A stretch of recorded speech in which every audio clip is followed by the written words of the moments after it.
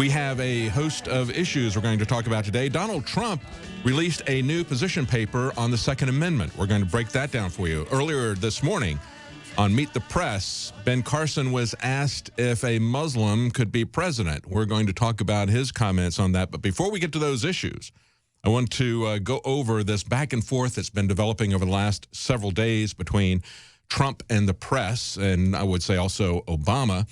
Of course, he took a lot of flack because a man stood up at one of the rallies and said, you know, Obama's a Muslim. He's not even an American citizen. We've got these camps all over the place. What are you going to do about this?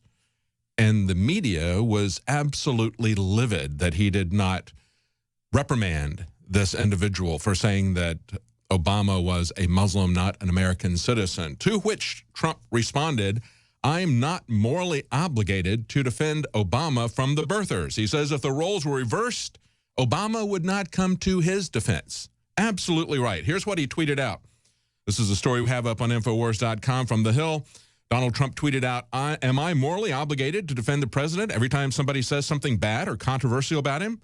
I don't think so. That's right. He certainly isn't. And then he went on to say this. He said, this is the first time in my life I've caused controversy by not saying something. And finally, he said, if someone made a nasty or controversial statement about me to the president, do you really think he would come to my rescue? Not a chance. But then he went on to say something that did cause more controversy because he pointed out that the real issue was the war on Christians and the war on Christianity. And this is something that's going on globally. This is something we can see in America in terms of intolerance. And if you're not a Christian, if you're not a Muslim, this still should concern you because it concerns how we are going to treat different groups. It concerns the rule of law. It concerns due process. It concerns individual liberties and where they come in conflict. Is there a way that we can maintain each other's individual liberties without stomping on the other person's rights? And we haven't done that very well in this country so far. In most cases, the pendulum swings too far in one way and then swings too far back in the other way. Is it possible for us to find a balance? But when we look at the record of the Obama administration, I don't see a balance there. Now, of course, there's this article from Breitbart saying pro-Christian vow, Trump escalates against the media's Muslim Obama smear. Donald Trump, they say, is hitting back twice as hard as the Democrats. He told the New York Times the bigger issue is that Obama is waging a war against Christians in this country.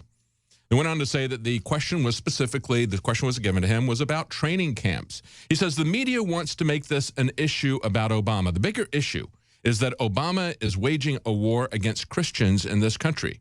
They need support, and their religious liberty is at stake, he added. He is absolutely right about that. We have pointed this out many times. As a matter of fact, it's not the first time he said that. If we go back to August the 21st, we had an article on Infowars.com at the time by Kit Daniels. Trump says Muslim immigrants are treated better than Christians. Every immigrant in the United States is being treated better than American citizens. That's the real issue. That's the fundamental issue. He said it's easier for Muslim immigrants to enter the U.S. than Christians fleeing ISIS, Donald Trump pointed out. So this is talking about, when you look at the religion issue, this is talking about whether or not Syrian refugees are going to find a way into the United States. And he was very clear and very accurate at the time to say that it's much easier to get a refugee status coming out of Syria if you're not a Christian. If you're a Muslim, you're going to get a free ticket in. If you're a Christian, not so much. That's what he said at the time. He said, do you know if you're a Christian from Syria, you can't get into the United States? If you're a Muslim from Syria, it's one of the easiest places to get into. He says there's an assault on anything having to do with Christianity. The PC leftists don't want to use the word Christmas anymore at department stores. Well, look, we've laughed before at many times about Fox's perennial war on Christmas stuff. And it is based on a PC attitude. They want to purge anything that has to do with Christianity, and that includes saying things like Merry Christmas. It's not only annoying, it is actually very dangerous to find this kind of political correctness that purges speech, that purges the free exercise of religion. We have to understand that our country was founded upon the free exercise of religion. That's why most of the people who came here from Europe came here. They came here to escape religious persecution in England. And so that was a key part of much of what made the basis of our law here, was based on toleration of different religions. So you have to understand that when we see this being shut down with people being shamed about what they have to say about the free exercise of religion. Of course, one of the groups that really pushes against this is an organization that talks about freedom from religion. That's not what the Constitution says. The Constitution says we have free exercise of religion. Free exercise of religion. Okay, it's freedom of religion, and you exercise it. You don't have to keep it in the closet. And so now what we have is a situation where Christians, they're demanding that Christians keep their faith in the closet. And that's a kind of persecution. We don't want to see the pendulum swing back the other way. This is not something that's going to work out good for either group. We've seen this in the past. We don't want to see this in the future. And of course, there is a systemic bias against Christians in the mainstream media, as well as in the District of Criminals in Washington, D.C. We've talked about this many times. Of course, going back to July 21st, we had an article on Infowars.com. The persecution of Christians is intensifying as anti-Christian hatred sweeps the entire world.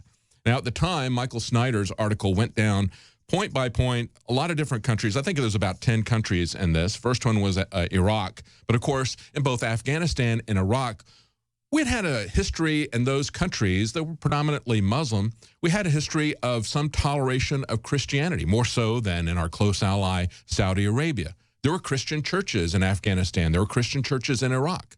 Not after we took over. They have essentially been purged out of those countries. Isn't that telling?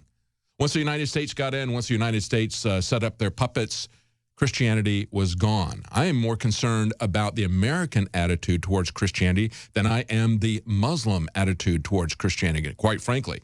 But it goes on to some other countries, Kenya. And, of course, in Kenya in April of this year, that was where there was the massive attack at a university getting shot up by Muslim terrorists who came across the border.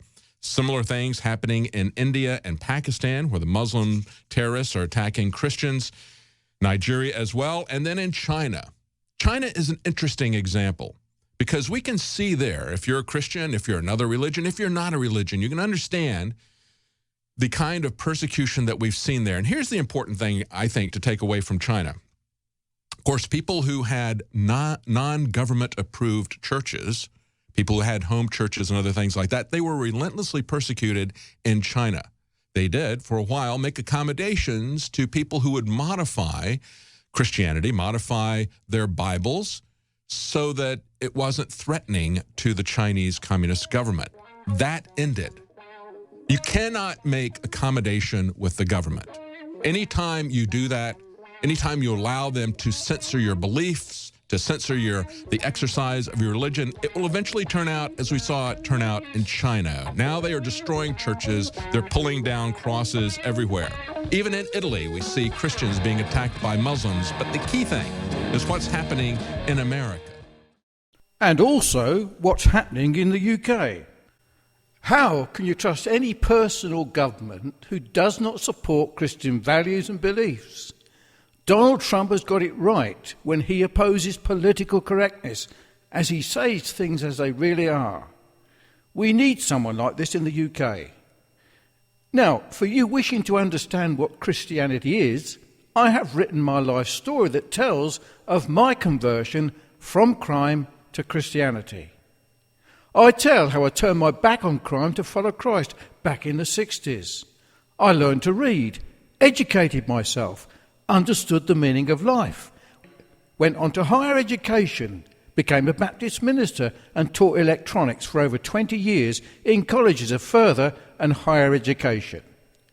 Go to Amazon.com or Amazon.co.uk and read all about it and get your copy now. I have no problem in giving Donald Trump my support.